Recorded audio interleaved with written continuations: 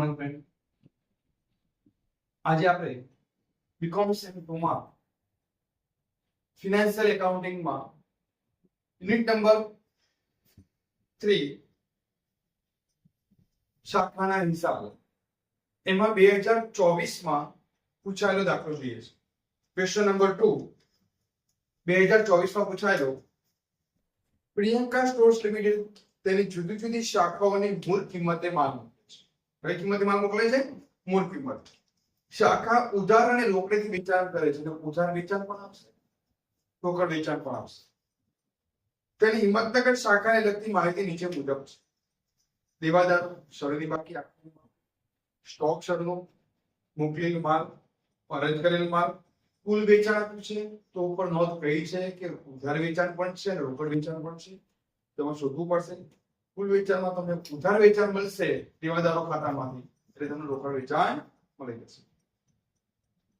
ગ્રાહકને વટાવ આપેલો છે, ગ્રાહકે પરત કરેલ માલ આપેલો છે, ગાલફાત છે, ગ્રાહક પાસેથી મળેલ રોકડ છે, ભાડું વેરા, મજૂરી, સામાન્ય ખર્ચા, આકર સ્ટોક છે.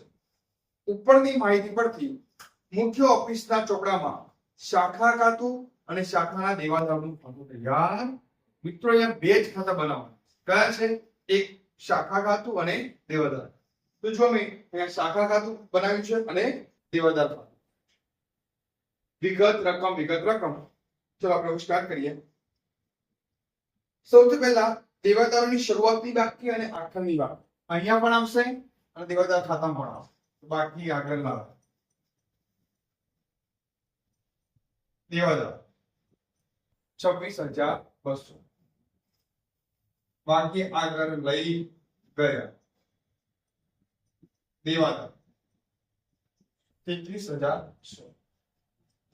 એમ અહીંયા બાકી આગળ લાવ્યા 26,200, બાકી આગળ લઈ ગયા 33,100. અહીંયા તમામે તમામ બાકી આગળ આવશે. દેવાદારો છે, સ્ટોક છે, કદાચ ફર્નિચર આપેલું હોય, પેટા રોકડ આપ્યું હોય તો બાકી આગળ આવે. અહીંયા ટોટલ કરી પછી બહાર લાગે. એવી જ રીતે બાકી આગળ લઈ ગયા પણ ટોટલ કરી પછી બહાર લાગે. સ્ટોક શરૂઆત. સ્ટોક કેટલો છે? 13,900. જો વેપાર ખાતું બનાવ્યું હોય તો ત્યાં લખવો પડે, પણ આપણે માગ્યું નથી એટલે બનાવતા. મુખ્ય ઓફિસથી મોકલેલ માલ. મોકલેલ માલ કેટલો છે? 50,800. જેને ખરીદી કહેવાશે. વેપાર ખાતાની ઉધાર બાજુ આવે અને બીજી હશે. પરત કરેલ માલ આગળ લખી દઉં છું. મુખ્ય ઓફિસ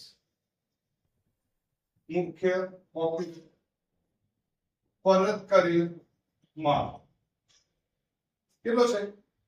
700. આને ખરીદ પરત કહેવાય, જે વેપાર ખાતાની ઉધાર બાજુ ખરીદીમાંથી પાછું. કુલ વેચાણ આપ્યું છે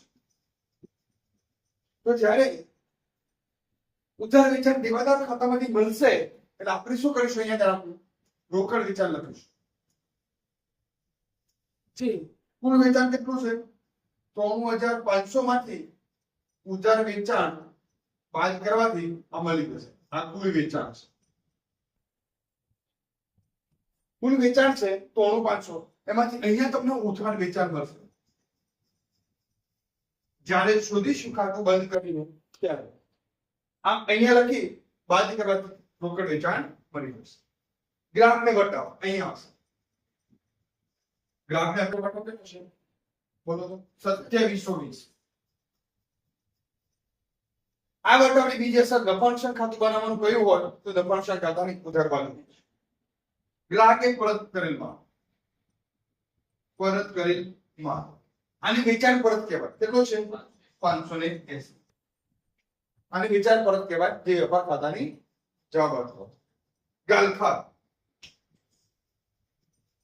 કેટલી છે? 600. આની બીજી અસર દફાણશન ખાતાની ઉધાર બાજુ થાય. ગ્રાહક પાસેથી મળેલ રોકડ 49,200. આની બીજી અસર અહીંયા આવશે. ठेकेदार પાસેથી મળેલ રોકડ કેટલી છે 49,500. ભાડું વેરા મજૂરી સામાન્ય ખર્ચા ત્રણેય ખર્ચા અહીંયા બનાવીશું રોકડ ખાતે કૌંસમાં લખી દેવાનું ખર્ચા. પહેલું કયું છે ભાડું વેરા કેટલા છે 1800, મજૂરી 6000, સામાન્ય ખર્ચા 1300, ટોટલ કરો 9000. આની બીજી અસર જો વેપાર ખાતું બનાવવાનું હોય તો ત્યાં મજૂરી આવે અને નફાનુસાર ખાતું બનાવવાનું હોય ત્યારે ભાડું વેરા ને સામાન્ય ખર્ચ સ્ટોક ક્લોઝિંગ સ્ટોક આટલો સ્ટોક અહીંયા આવશે 15,000. અને આની બીજી અસર જો તમે વેપાર ખાતું બનાવ્યું હોય તો વેપાર ખાતાની જમા બાજુ આવે પણ ભાગ્યું મિત્રો તમામે તમામ અસર પૈકી તો બાકી છે હવે ખાતા બંધ કરો. પહેલા 2000 ખાતું બંધ કરવાથી અહીંયા તમને ઉધાર વેચાણ મળશે 86,000 બસ એમાંથી 26,200 બાદ કરો 60,000 ઉધાર વેચાણ. ઉધાર વેચાણ મળી ગયું એના પરથી આપણે રોકડ વેચાણ શોધીશું તો કુલ વેચાણ 93,500 માંથી 60,000 ઉધાર વેચાણ બાદ કરો 33,000. હવે પહેલા આ બંધ કરી દો. આનો જવાબ કેટલો આવે છે 48,100. અને આનું ટોટલ કેટલું થાય છે કેટલું 40,100 રાઈટ. હવે આનું ટોટલ કરો 1,31,500 1,31,500 અહીંયા મળશે 90. કેટલો આવે છે 31,500. 1,31,500 માંથી આટલા ખર્ચા બાદ કરવાથી 31,500 જે તમને નફો મળે. આ મિત્રો HNG 2024 માં પૂછાયો